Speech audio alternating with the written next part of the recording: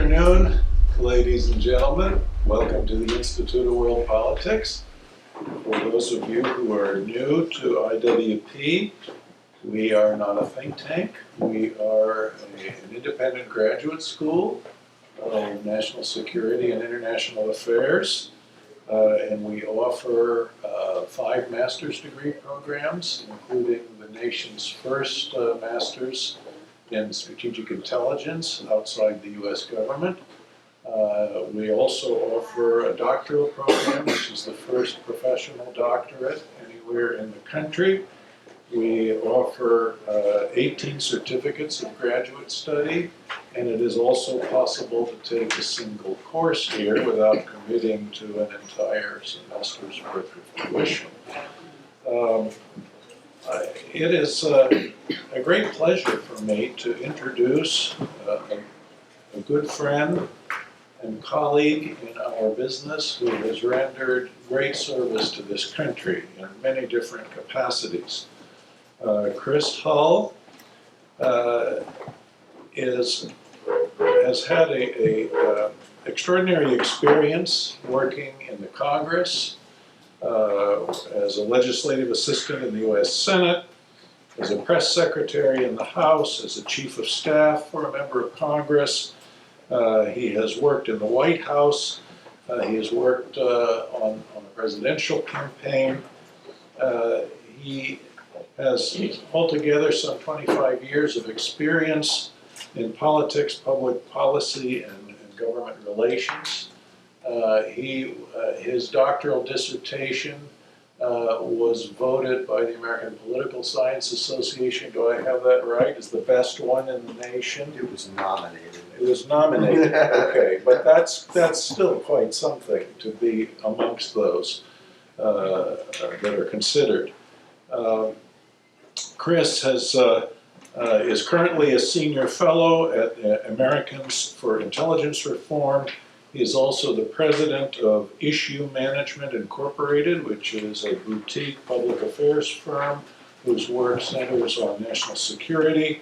He has been a regular contributor to the Epoch Times and appears regularly on The Tipping Point with Liz Wheeler on the One America News Network. Dr. Hull has done extraordinary research on a variety of national security subjects. He has had relationships with different think tanks here in town, and I've been wanting him to come and lecture at IWP for quite a long time, and especially for him to come when I am in town so that I can hear what he has to say. So, Chris, the floor is yours. Welcome, and thank you so much for all you do for our country. Thanks so much, John. I appreciate it.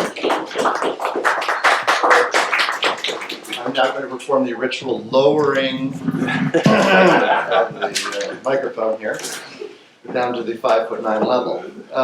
Thank you very much, John, and I'd like to say thank you to the Institute for World Politics, and thank you to John Lenchowski, who, in case you don't know, is the founder and president of IWP, and he has done enormous things for this country in terms of keeping it safe as well by educating people in not only what they need to know about world politics, but how to understand world politics from a legitimate national security point of view, which I think is really, it's a rare thing, and I think it's very important, especially for people who plan to be practitioners and plan to help keep this nation and the Western world safe.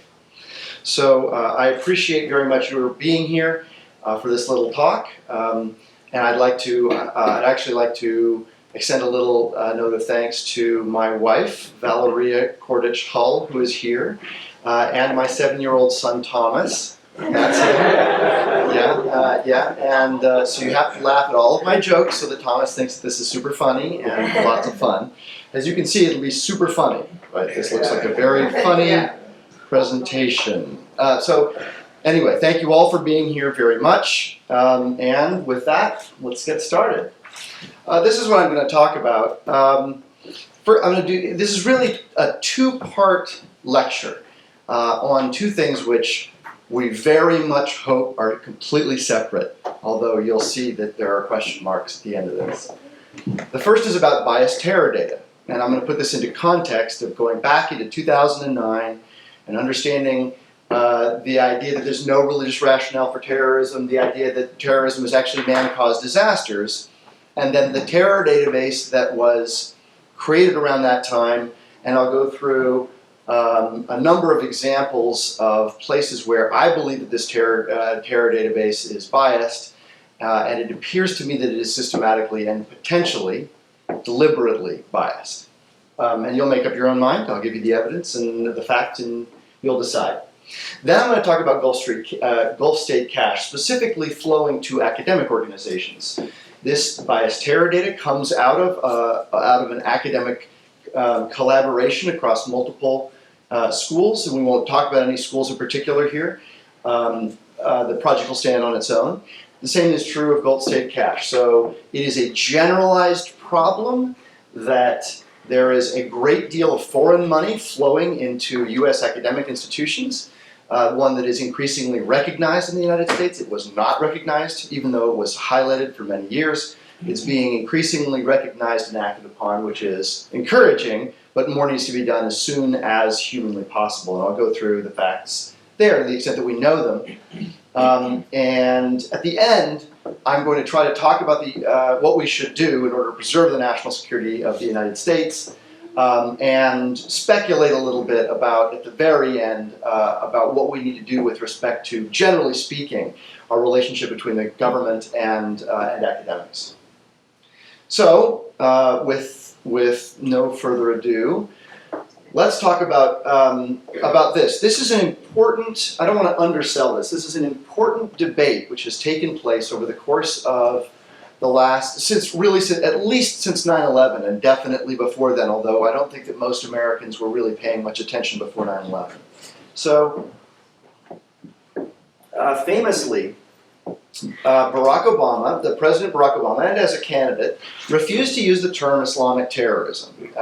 And this was something that it became a campaign issue. It was something that people really noticed. It was a major issue not only in 2008 and 2012 when he was running, it was really an issue in 2016 especially, when he wasn't even running anymore. He was still being asked this question because other candidates, especially on the other side of the aisle, were raising this as an important issue, right? And the case that he made is a thoughtful and important one. And the case was that there is no religious rationale for terrorism, that you can't justify the things that are being done by Islamic State and by Al-Qaeda in terms of a religious doctrine. That can't be possible, and therefore, and he named off some things, torturing children and killing fellow Muslims in the case of those who are Islamic.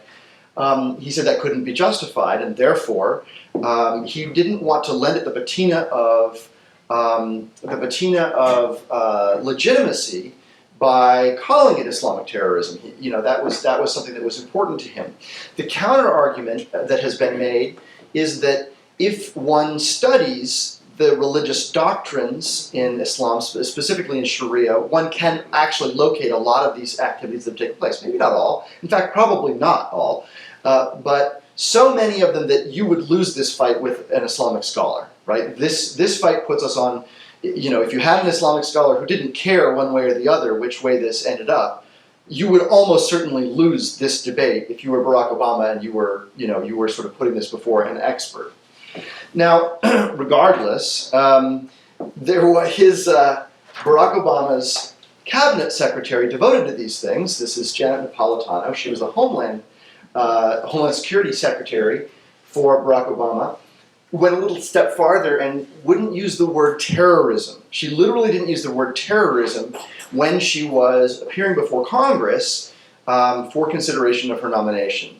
And she used instead the term man-caused disasters. Now, when she was pressed on this afterwards, the question was raised by media folks, actually, why did you refer to this as man-caused disaster? She said, and I quote, that preferring the term man-caused disaster shows, quote, we want to move away from the politics of fear toward a politics of being prepared for all risks that can occur.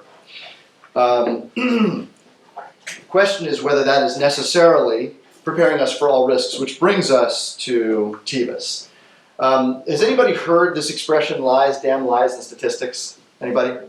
All right, lies, damn lies, and statistics. So I call this section of the talk Lies to Analyze in TEVUS, and you are going to see why, because TEVUS has been used systematically both by scholars who work on it and by outside experts to justify the argument that what is most a threat in the United States is white supremacist terrorism, which, by the way, is a threat. White supremacist terrorism is a threat in the United States. There are people who are being killed by white supremacists in the United States. It is an important thing to keep track of. It's an important thing to crack down on, and let there be no two ways about that.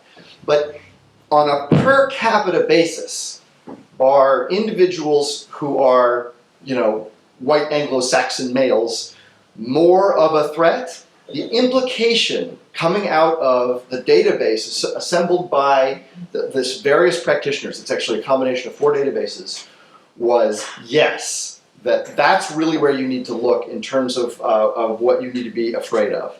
Well, this database was actually assembled starting in March of 2009 with federal funding from the Obama administration. And so this line of attack, which has gone on then since, at these centers, is really one that promoted the other point of view, the point of view that Barack Obama and Janet Napolitano had. And if it were a fair and balanced database, that would be fine, right? If that were true, it would be an important fact. And, God bless us, maybe we were spending $1 trillion on national defense and on homeland security focus on the wrong things. Maybe that was true. But let's see. So let's go on a case-by-case basis here. First of all, let me give you a set of examples. The 2012 Occupy Cleveland, I bet you didn't know that Occupy Cleveland existed, but Occupy Cleveland was a thing. And they tried to bomb a bridge. So this good-looking gentleman was the head of a group of 5 individuals who were arrested on April 30th, 2012 with what turned out to be, thank God, fake explosives that were strapped to a bridge, and they triggered them. They went miles away and triggered them, of course. But they thought they were blowing up a bridge outside of Cleveland. They were arrested. According to the FBI, the leader of the group recruited the others from the Occupy Cleveland movement. So it wasn't just one member. They were self-described anarchists who were from the Occupy Cleveland movement. One of the defendants was in evaluation for mental illness. I don't know that he ever came out of that evaluation. He might still be incarcerated in something for the criminally insane. But as far as I know, his case was never resolved one way or the other. A second of them pled guilty in July to various charges. And finally, on November 20th, the final 3 were sentenced to prison for this attack. And specifically, they pled guilty to, and I quote, conspiracy to use weapons of mass destruction, attempted use of weapons of mass destruction, and malicious use of an explosive device to destroy property used in interstate commerce. And the Department of Justice requested and received terrorist enhancement. Not as much as they wanted, but terrorist enhancement of these crimes. Does this sound to you like terrorism and extremist violence? Well, according to TEVUS, it wasn't. This never happened, according to TEVUS. These 5 individuals are not present. This event never happened. Occupy Cleveland is not in the database at all, as though it never took place. This is what the FBI had to say about this crime. In a calculated fashion, these 3 defendants, these are the final 3, identified a viable target, purchased what they believed to be military-grade explosives, and attached these explosives to that target, all in the hopes of furthering their ideological views. But TEVUS does not appear to include anything with respect to this, as though it never took place. Second, and by the way, I've got a paper that's coming out on all of this, and my PowerPoint actually has all the little citations. So in case you want to peruse this, it's very easy to actually look at the source materials. Second, let's look at something the same year, the Family Research Council shooting, which happened just after this, soon after this. Actually, it was August, so the other one was whatever that was, April. So in August, on August 15th of 2012, this gentleman, Floyd Lee Corkins II, with a 9mm pistol and 2 magazines and 50 rounds of ammunition entered the lobby of the Family Research Council, which is a Christian organization that advocates for pro-family policies. He shot an unarmed security guard, whose name was Leonardo Johnson, in the left arm, and Johnson still overpowered him, which is pretty tough. His response to why he did this was, and I quote, "Southern poverty law lists anti-gay groups. I found them online," unquote. He had a backpack full of Chick-fil-A sandwiches. This is quite amusing, of course. He wanted to kill everyone there and stuff the sandwiches in their mouths after they were dead. So this gentleman was not necessarily a nice guy. Now, in TEVUS, all of the events leading up to the shooting, including the purchase of the Chick-fil-A sandwiches, are labeled as left-wing, except for the shooting. The event itself does not label the incident as being associated with the far left at all. So, how did that happen? How did they label every prior event leading up to the shooting and not the shooting as far left? In my judgment, the only way that that's possible, really realistically speaking, is that it was deliberately taken out so that the shooting would fall off the list of far left attacks. In addition, let's go to the next one. So, this is a gentleman named Ismail Abdullah Brinsley. So on December 7th, 2014, it was reported that the Black Guerrilla family, which is a Marxist, Maoist, Leninist prison gang founded in 1966 by George L. Jackson, who's a former Black Panther, had, and I quote, declared open season on the NYPD, that is the New York Police Department. This is 3 days after a Staten Island grand jury decided not to indict the officer who was responsible for Eric Garner's death. And some of you may remember that. It was a very controversial takedown of an individual who was detained, and the detaining, it turned out that he had had asthma or a heart condition or both, and he did die because of the way that he was detained, and there was a lot of upset about this. So this prison gang, Maoist prison gang, declared war on the NYPD, open season I should say, and 2 weeks later, on December 20th, this gentleman, Brinsley, ambushed, shot, and killed New York police officers before killing himself. He also shot his girlfriend before he left his apartment, and he tweeted that he stated online that he wanted to quote-unquote kill pigs, and the police believed that Brinsley was a member of the Black Guerrilla family. He was a former inmate, and they believed him to be part of this vendetta. Now, Ismail appears to be a variant of Ismail, so Ismail, which is a name of Islamic origin. Of course, that's related to Ishmael, who's Abraham's son, right, in the Old Testament. It also is referred to as the father of the Arab nations. Abdullah is also an Islamic name. It's the name of Muhammad's father. It's also of Arabic origin. It means God's servant. So, with this information, TEVUS categorized this assault as a single-issue assault. That is, I guess the single issue is kill pigs. So if you believe that, fair enough.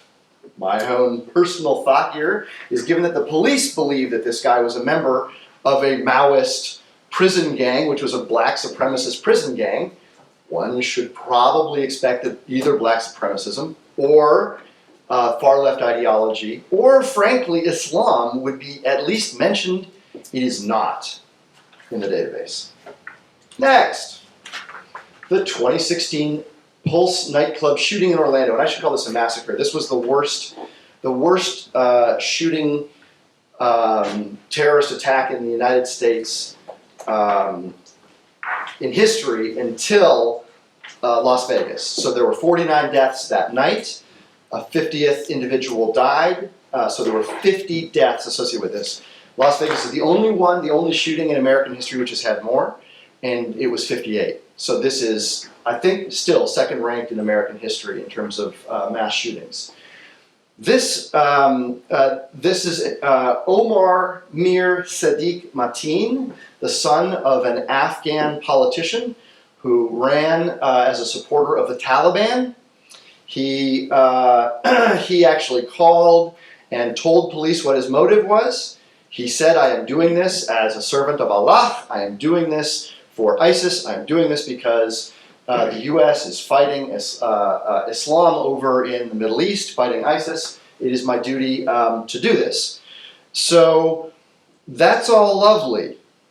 But TEVUS includes this shooting as two events: an armed assault, true, and a hostage-taking or barricade incident, true, not as a homicide. So 50 people died, and they don't classify it as a homicide event. And by the way, there are lots of homicides in this database. It's not like they never used homicide. They use it all the time, but for some reason, they didn't use it. Not only did they not use it, 50 times, they didn't use it once. So, in addition to that, TEVUS has Mateen classified in terms of his race as white/Caucasian non-Hispanic. He was the son of two Afghans. Now, you can actually make an argument, technically, that Afghanistan is right outside of the group of Arab nations, right? The 22 nations that make up what we think of as the group of Arab nations does not include Afghanistan. However, there are Arabs who live, of course, in Afghanistan. My bet is that his father, who was pro-Taliban, was in fact. But regardless, I would say that that is misleading because that means that those 50 deaths are classified as having been committed by a white Caucasian non-Hispanic, in spite of the fact that this was an Islamic attack. Now, in addition to that, Noor Zahi Salman, who is Omar Mateen's wife, she was indicted, tried, and found not guilty. Fair enough, okay. Not guilty for obstruction and providing material support to a terrorist organization and then disappeared. But she is listed in TEVUS as being white, Caucasian, non-Hispanic, and both of her parents were Palestinian. Now, if you're Palestinian, you are within the Arab orbit. She is not white, Caucasian, she's not Hispanic, I'll grant you that. But that's not true. That is a straight-out falsehood. And so, again, you have a link to one of these shootings, and they have accidentally or deliberately, they have frankly falsified at least one of these two races. The next would be the Dallas Black Lives Matter shooting. So, as some of you may remember, on July 7th, 2016, there was a Black Lives Matter protest in Dallas, and a sniper named Michael Xavier Johnson murdered 6 police officers and injured 7 more, in addition to 2 civilians, before he was finally taken out. Johnson, who, for the record, was black, is known to have attempted to join Black Lives Matter, as well as Black Power organizations, including Nation of Islam, and the New Black Panther Party. But he was rejected from joining them, to their credit, due to his criminal record involving sexual assault. I did not realize that they were so picky, but they are. Regardless, Johnson was one of a handful of members of what is called the African American Defense League, which sounds, frankly, pretty harmless. Except, AADL, it was founded in 2014, it was dedicated to self-defense, black nationalism for black people. Again, not leaving much to the imagination. Less to the imagination after this shooting. In fact, suspiciously close to the shooting, when there was something posted on their Facebook page, quote, "We have no alternative, we must kill white police officers across the country," unquote. Okay? AADL was allegedly founded by Malik Zulu Shabazz, the former head of the New Black Panther Party, which is, according to the SPLC, right, Southern Poverty Law Center, which is, I would argue, on the left, and the source of some of these materials, even they say that this guy was a, quote, racist black nationalist with a well-documented history of anti-Semitic remarks. Bad guy, right? TEVUS defensively doesn't associate this shooting with Black Lives Matter. Now, Black Lives Matter was associated with, there were 11 individuals who were supporters of Black Lives Matter. I'm sorry, individuals associated with Black Lives Matter killed 11, they killed at least 11 police over the course of about 9 months in this period. However, Black Lives Matter didn't let him in. So that's legit, right? It's out of Black Lives Matter shooting, but fair enough. But here's the problem. Michael Xavier Johnson does not appear in this database. Now, TEVUS says that the people who appear or named in the database are those who are one of three things. They are convicted. They are. I don't know about indicted. I think that indicted actually may not be enough if they were indicted but not convicted. I don't think that they go into the database. But I think if they were indicted and they have not yet been exonerated, they actually go into the database. Or killed. He's dead. So he should be in there, and he's not. And it raises the question, why? I do not know the answer to that question. So, the Baton Rouge police ambush, just in case you think I'm making all of this up, right? So, the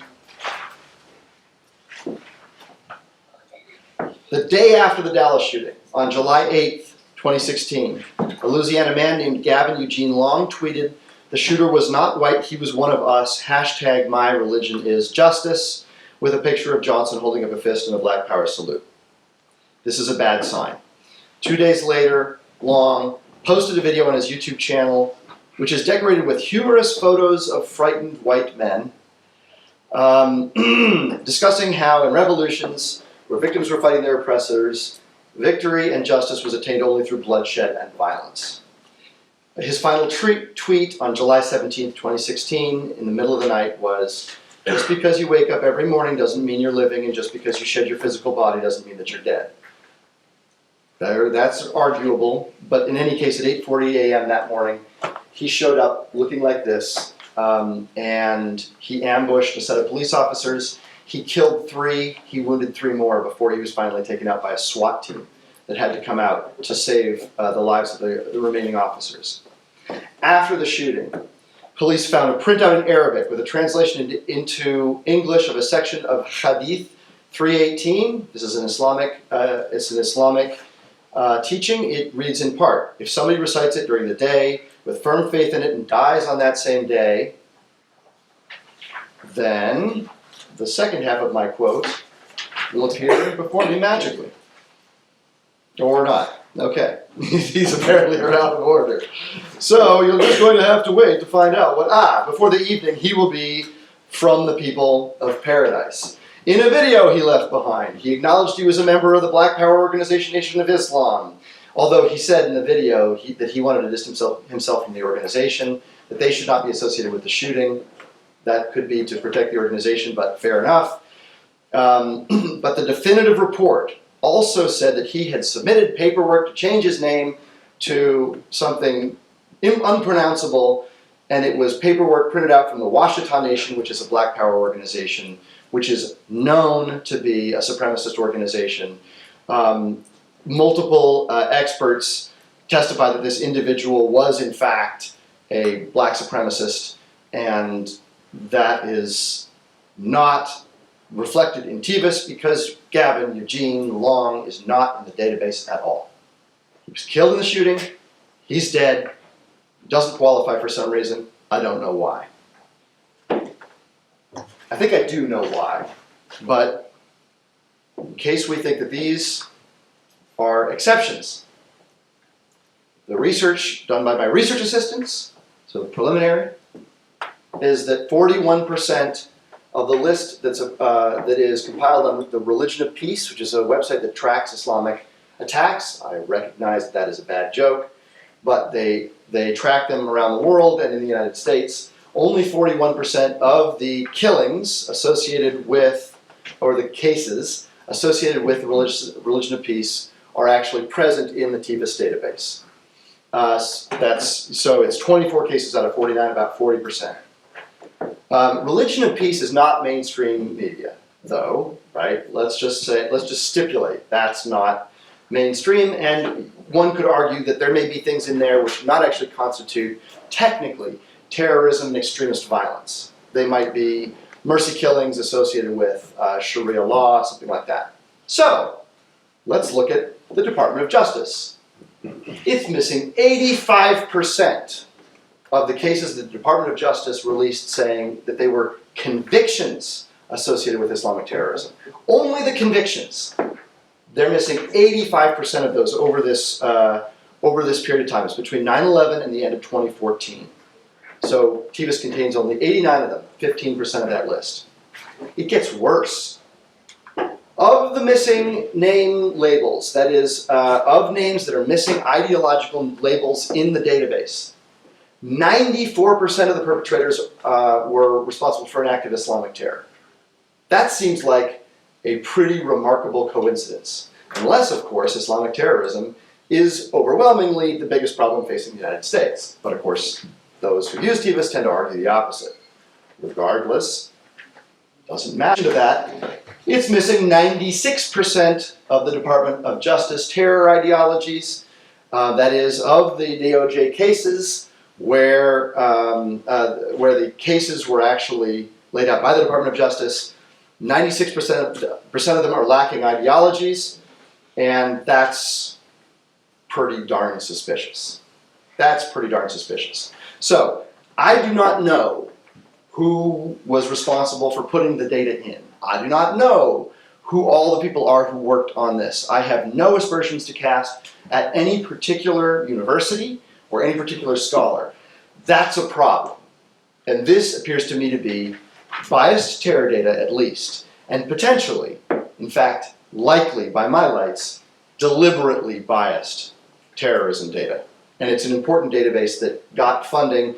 One of the component parts got $3 million from the Trump administration. They lost some funding from the Trump State Department, and then they got $3 million to help make up the hole from the Department of Defense.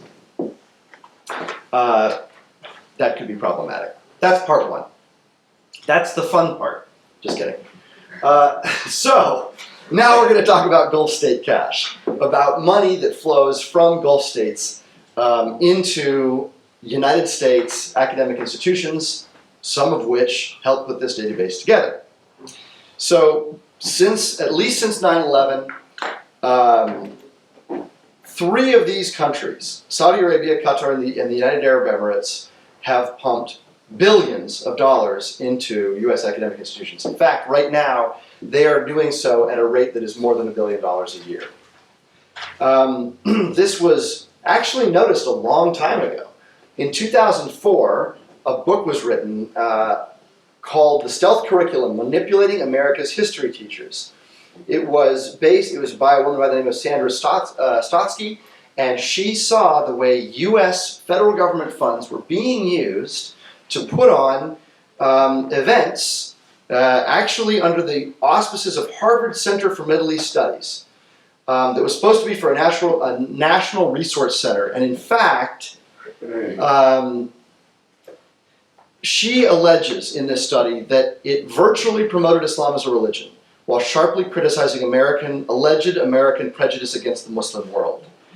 They encouraged K-12 teachers to, quote, design celebratory treatments of life and teachings of Muhammad and the revelation spread of Islam, with exercises calling on students to appoint imams, memorize Islamic principles, and act out prayer at a mosque.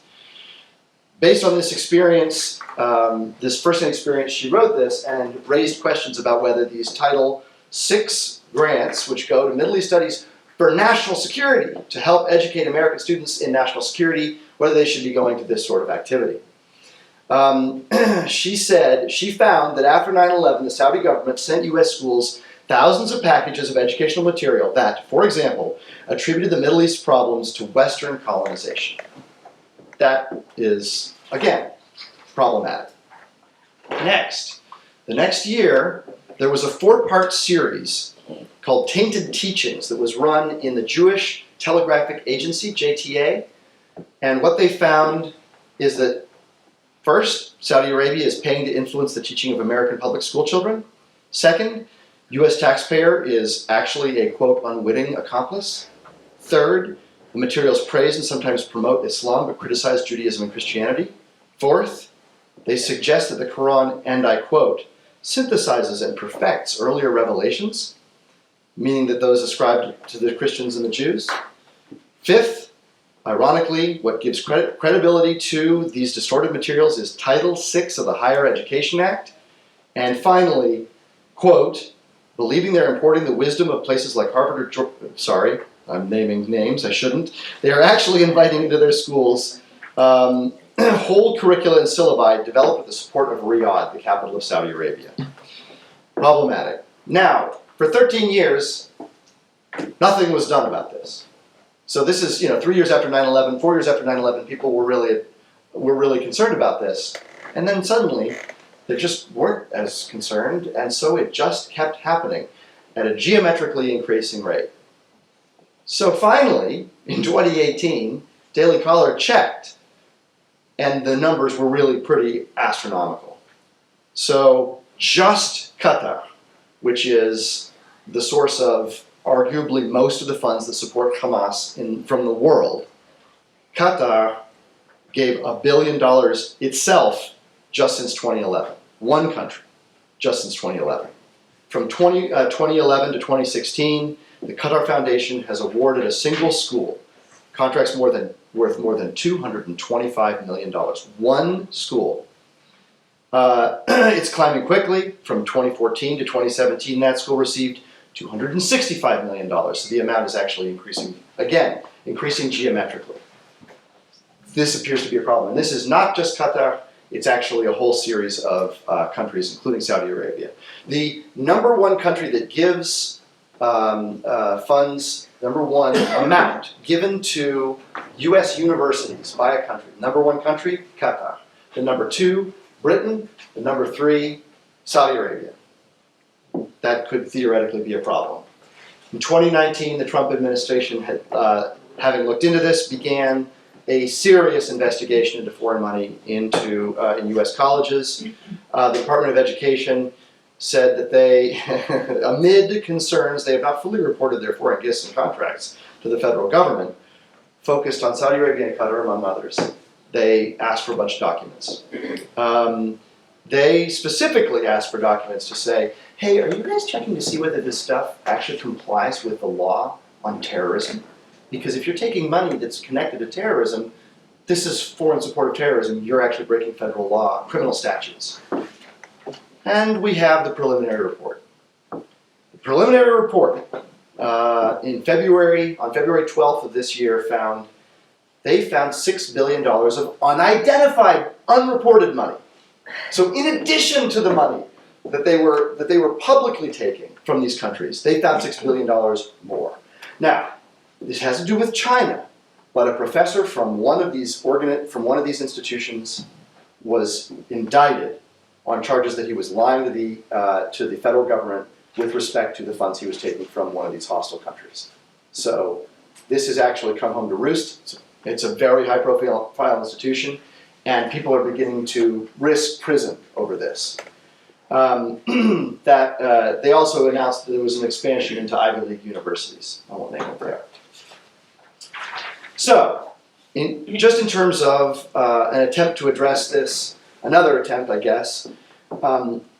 So what the Department of Education said was, we're getting materials back from these universities, but they are giving us the materials that are required by federal law, and the federal law doesn't say what they're doing with the money. It doesn't require them to tell what they're doing with the money. And that's a serious problem.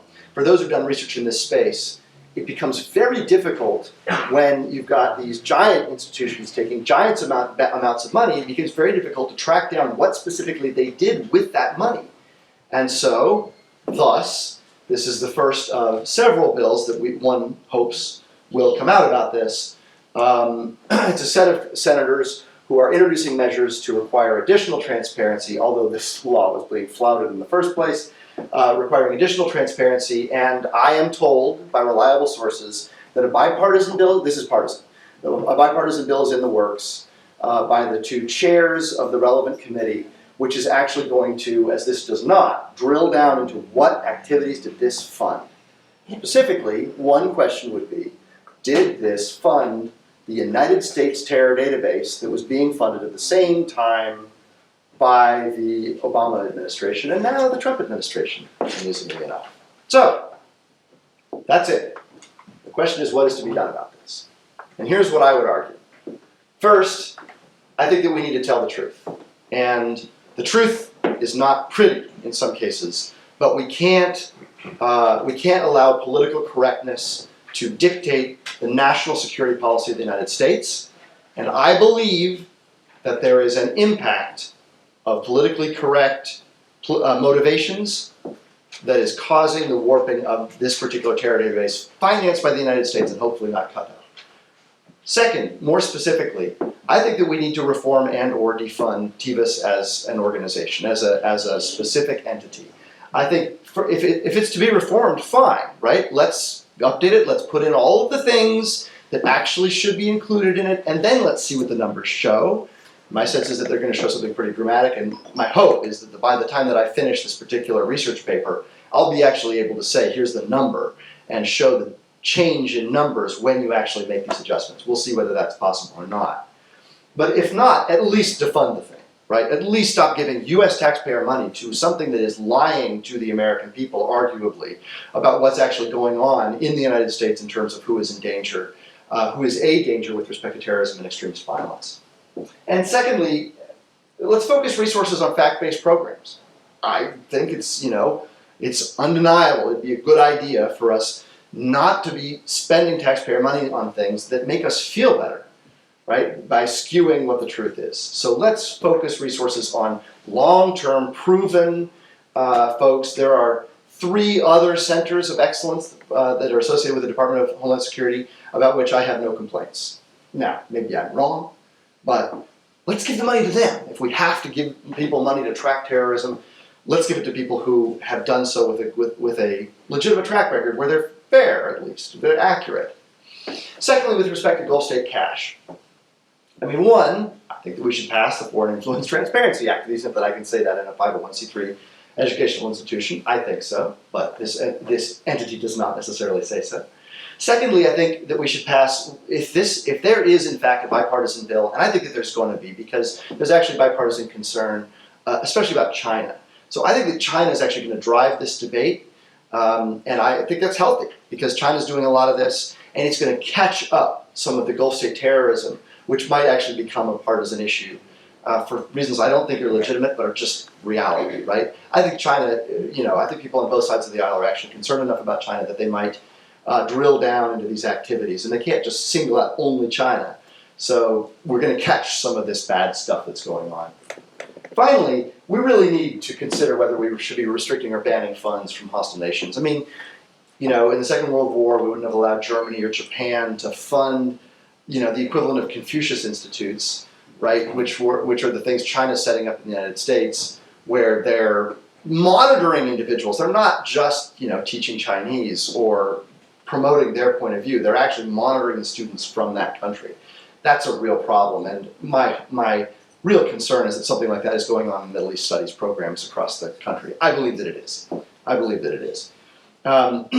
So we really need to, whether there's transparency or not, we shouldn't be allowing funds that are flowing from countries which are simultaneously financing terrorism against the United States and its allies to be giving money to U.S. institutions to hire individuals who agree with those terrorists. And that's what's really happening. The final thing is that I've said this in a very vague way. We need to recapture academia and government. And this is what I mean by this. Right now, I think that the American university system, writ large, is too politically correct.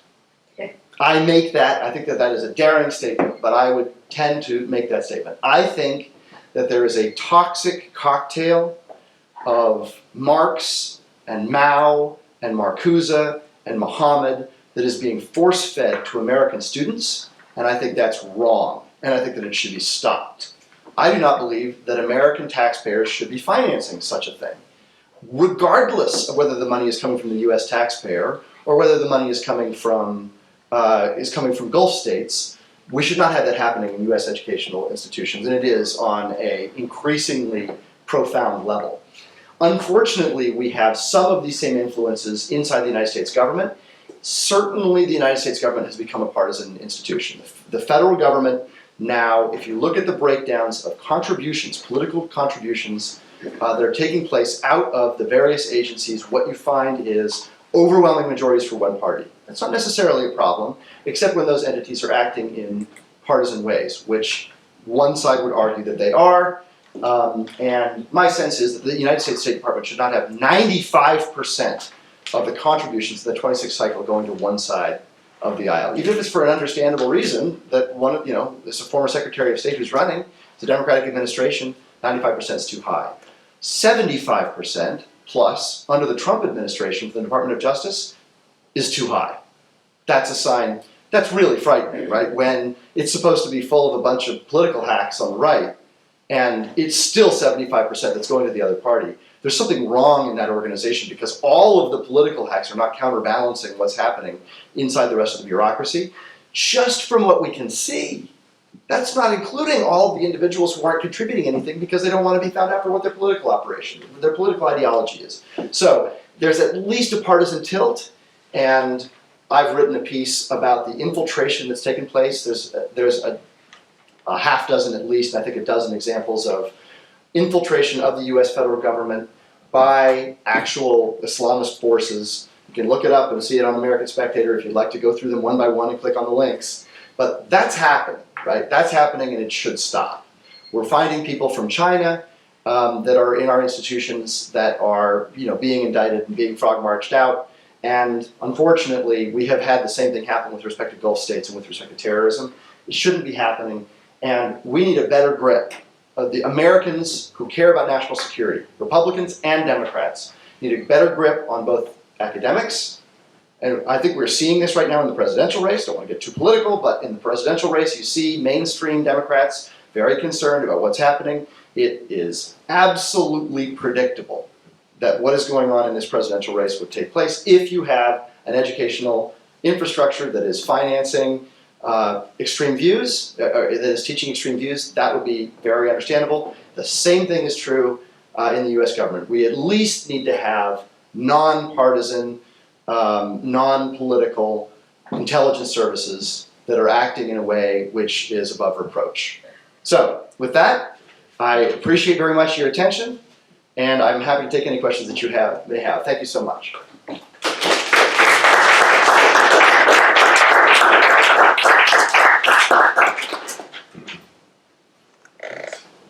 Questions? Yes, ma'am. Maybe this isn't the correct question to ask you, but why do we even allow foreign funds to fund anything that's public education? Well, one could imagine a really happy scenario.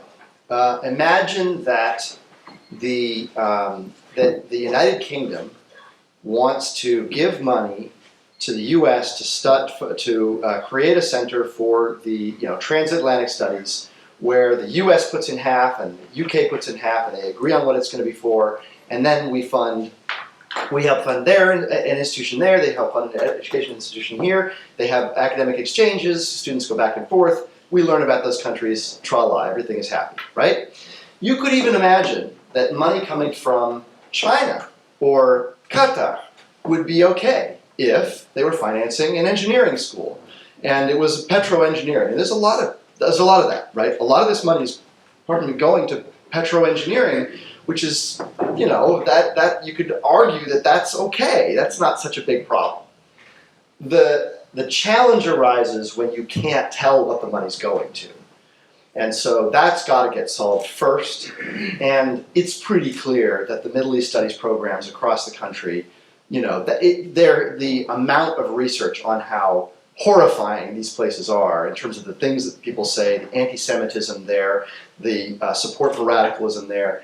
I personally have tracked down some of this money, a little bit, and the two places where I found it had not just radical Islamist literature, but it was radical Marxist Islamist literature, right? It was radical left stuff, anti-colonial stuff that you would expect from, supporters of the far left who now may nominate somebody for the Democratic nomination. Again, not to be too political, but I'm going to. So I do think that there is a role for foreign money, and I think that the United States would insist it was a good idea for us to take money and to support foreign educational institutions that wanted to support democracy or representative republics, the principles of rule of law, freedom of speech. Democracy is one of those terms that the Founding Fathers hated and feared.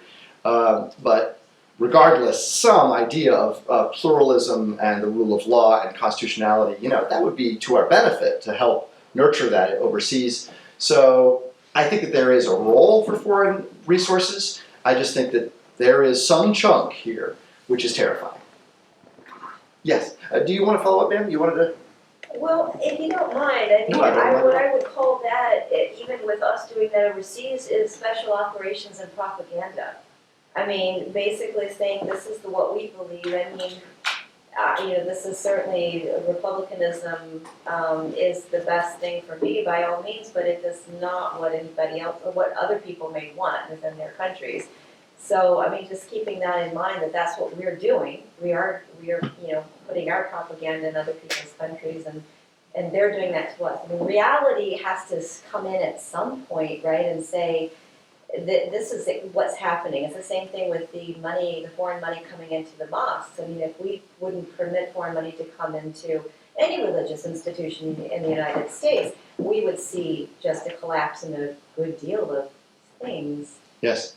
So, Yes, and media institutions like Al Jazeera, absolutely true. yeah. Absolutely right. I know. So I agree with half of what you said. The part that I bicker with is the first part.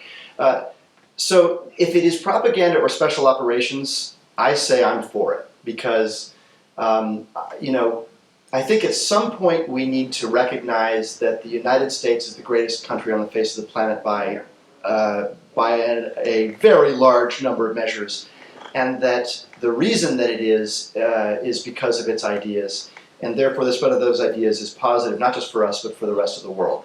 So I don't think we should be neutral about this. I think we should say the ideas that the American people embraced and with the founding fathers are worthy of being spread. The ideas that are being spread by not only the Islamists, but frankly the radical left and the radical right. It's just the radical right isn't being spread on campus almost at all. It's certainly not by professors. And by the way, I've done a paper on the ideology of college professors. It's not, right? There isn't, none. There is absolutely no far-right activity. And it's now just, it's been a geometric curve since 1992 in terms of the percentage of individuals in academics who self-identify as on the left, right? I don't think that's a surprise to anybody, but it's true, and I've actually documented it. But being, if it's liberals, I don't think that's a problem. If Alan Dershowitz is teaching people, I want to take a class from Alan Dershowitz. The guy is incredibly smart.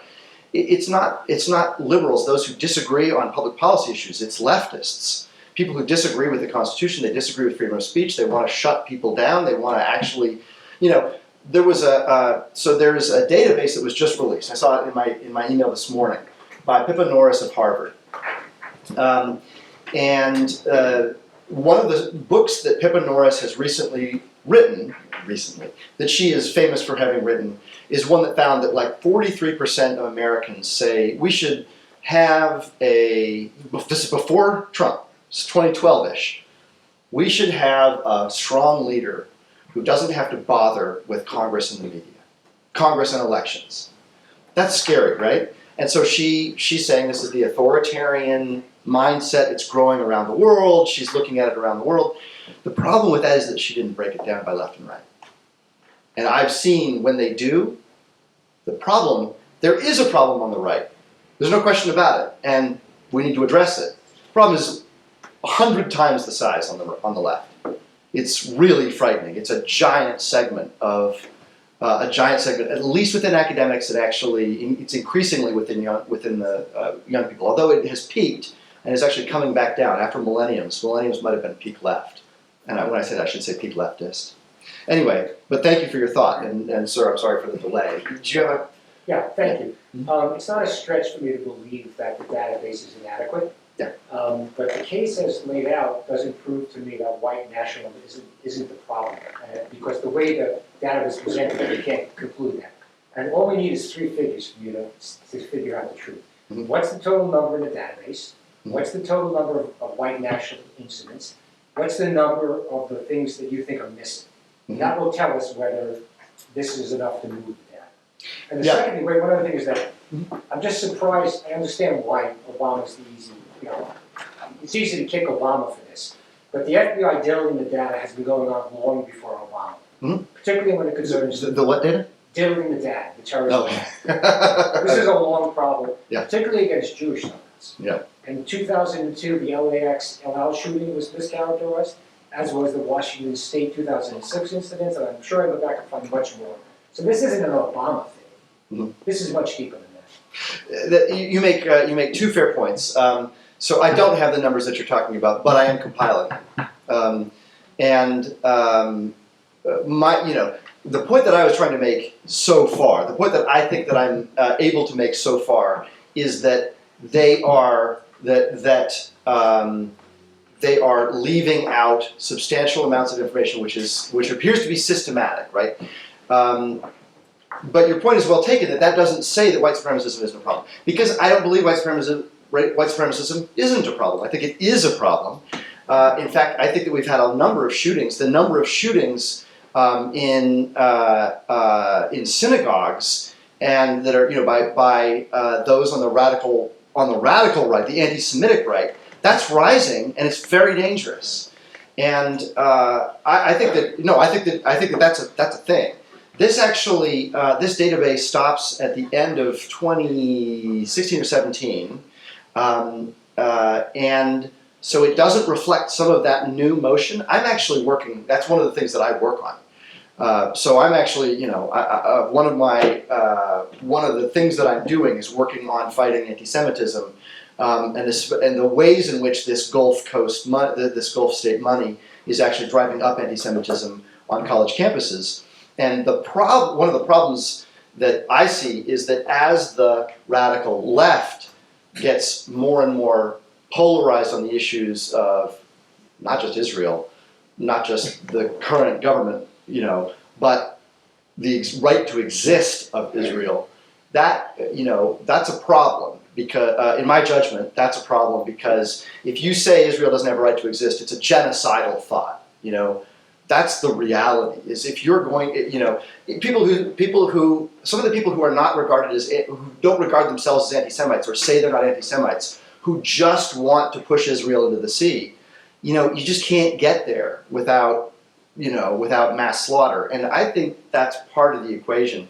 So your point is very well taken. I think that I'm happy to send you. I'll give you a card. I'm happy to send you the paper when it's finished, because I do intend to. Those 3 numbers are key.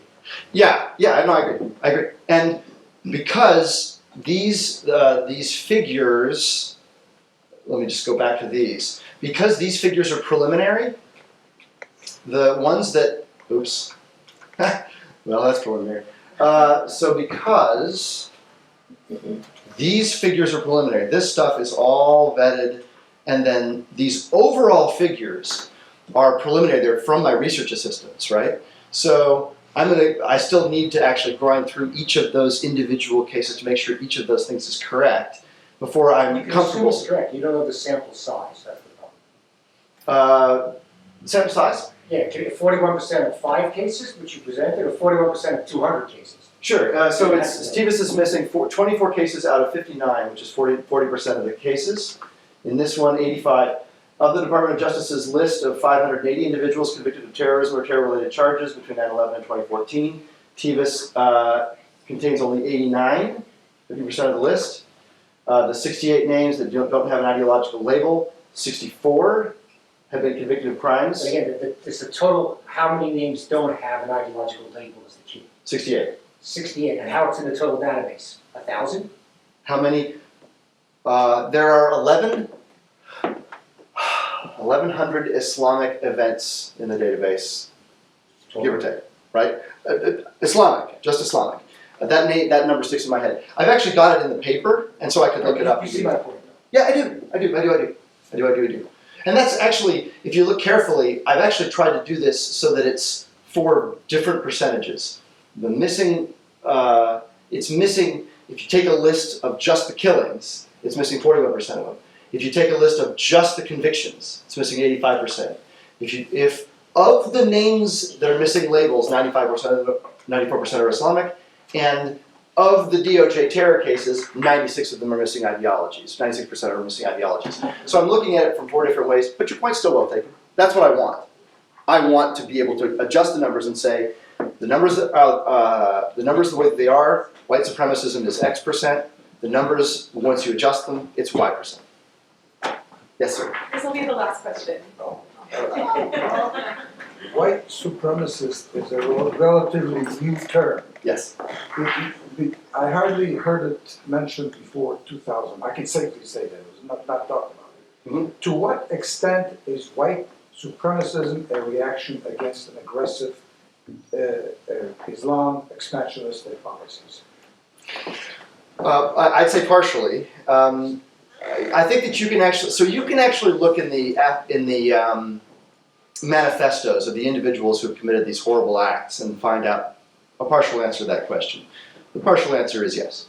I mean, it's not just that. There's, I think it's partially a reaction to perceived political correctness. It's partially a reaction to perceived government policies that, race-based policies.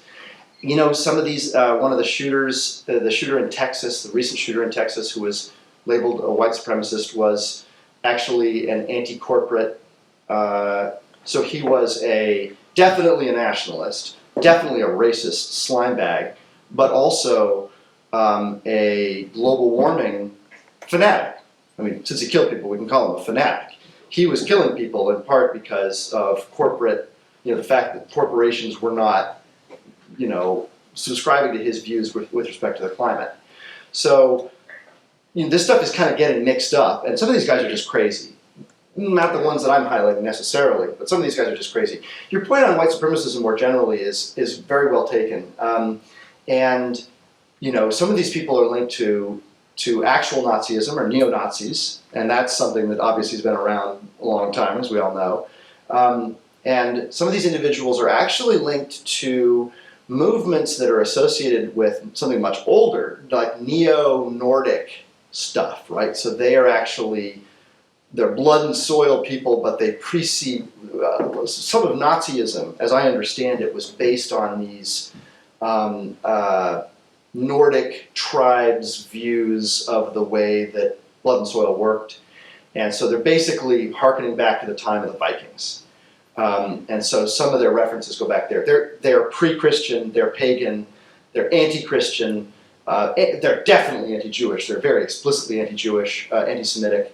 But some of it is a reaction, and especially in places like that the New Zealand shooter who killed a bunch of people at a mosque, which is disgusting. He was definitely reacting to New Zealand's policies with respect to admitting lots of Islamic immigrants. There's just no two ways about it. And the idea that that's a controversial thought, I don't think it should be a controversial thought. I mean, that's what's happening.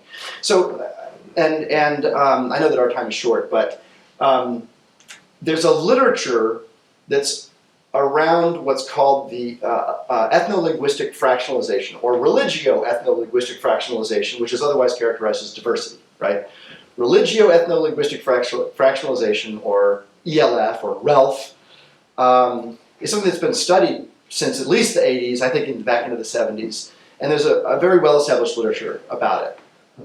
The literature in this is an economics literature, and what they found, and what has been, I think, pretty consistently found, is that as that number goes up, as there is more ethno-linguistic fractionalization, and especially the religio, you get two things. You get a lower GDP, and you get more violence.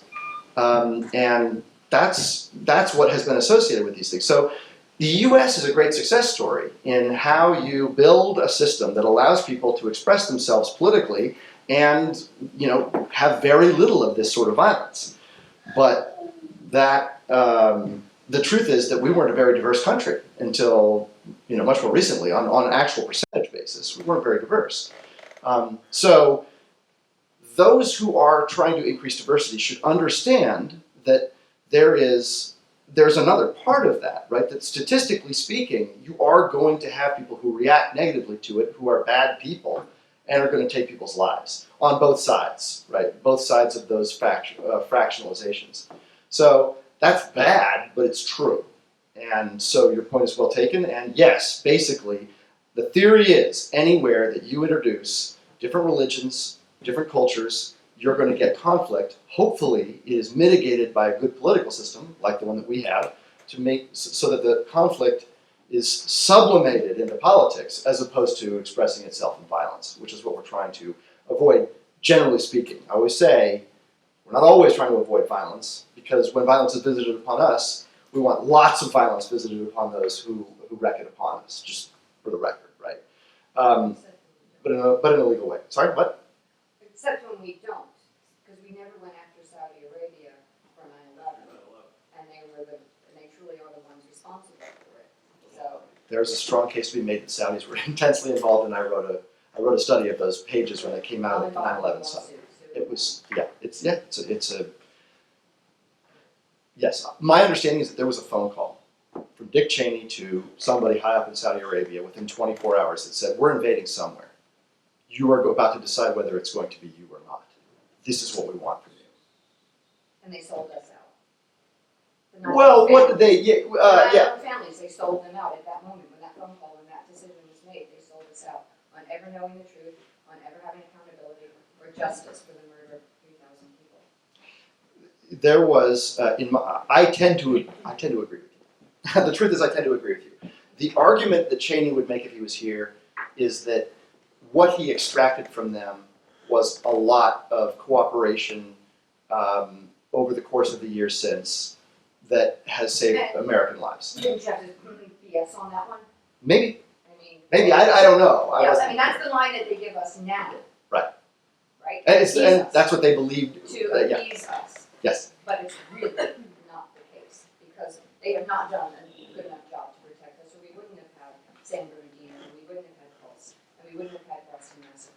So, That's for sure. That's partially a separate question because those weren't necessarily 100% Saudi linked, although they were linked. Islamist terrorism, and Yes. and the radicalization came from some of their mosques, no doubt about it. Yes. Yes, that's true. There are links to Islamic All mosques. these guys But are- there's links beyond Saudi Arabia though. I mean, there's a lot of bad stuff going on in the Middle East. I think we can safely agree to No that. doubt, but when you said earlier that we treat them as hostile nations, and you talk about Saudi Arabia like that, but nobody treats them as a hostile nation, and they are a hostile nation towards Americans. That's a long and challenging conversation. Look, I tend to agree with you. Thank you. I'm not supposed to take one more, but I'm going to because I like Brooks. I've opened a very interesting new line of inquiry here regarding Saudi Arabia. I'm not familiar with what Dick Cheney asked the Saudis to do on 9/11 or 9/12, but one of Osama bin Laden's primary goals, he said nothing about the Israeli-Palestinian conflict, for example. His number one goal was for the U.S. military to leave Saudi Arabia. That was what he wanted, and a couple of years later, we left. I don't think do we have a major military presence in Saudi Arabia now? We just increased. We just increased? Okay, well, I'm pretty sure we withdrew some years later. And if you look at, I'm not an expert on whatever's going on in Yemen, and the Iranian instance there. Proxy war there, yes. When the Iranians sent missiles against Saudi petro facilities, Mhm. We nearly went to war with Iran, or came right to the verge from the president's tweets. And I'm not aware what the Saudis did to defend themselves. So there's a very complex relationship there between the U.S. and the Saudis, without getting into the Qatar or the madrasas around the world which are spreading hate against us, against not only anti-Semitic but against us. It's a nasty world out there.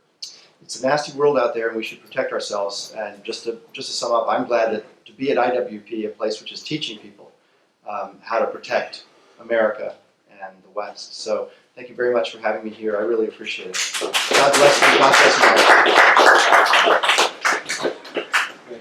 you. Thanks, John.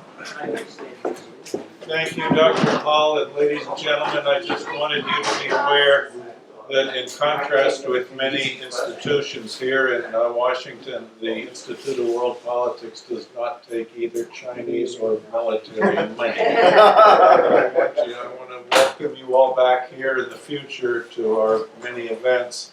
And if those of you, if you're not on our mailing list already, please let our staff know, and we'd be happy to send you invitations to future lectures.